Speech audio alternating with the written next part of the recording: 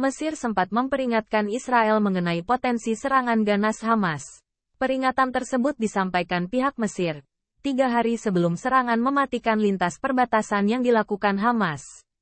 Namun, saat Perdana Menteri Israel meremehkan laporan tersebut, justru pihak Netanyahu menolak pemberitaan itu dan menyebutnya sebagai berita palsu. Kami tahu bahwa Mesir telah memperingatkan Israel 3 hari sebelumnya bahwa kejadian seperti ini bisa terjadi, jelas pihak Netanyahu. Saya tidak ingin terlalu merahasiakan hal ini. Namun sebuah peringatan telah diberikan. Saya pikir pertanyaannya adalah pada tingkat apa? Sambungnya, seperti diketahui, Mesir merupakan negara yang kerap mengontrol siapa saja yang melintasi perbatasannya dengan Gaza.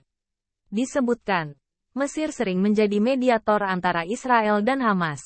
Diketahui sebelumnya, lebih dari 1.500 militan Hamas menyerbu penghalang keamanan Gaza dalam serangan darat, udara dan laut.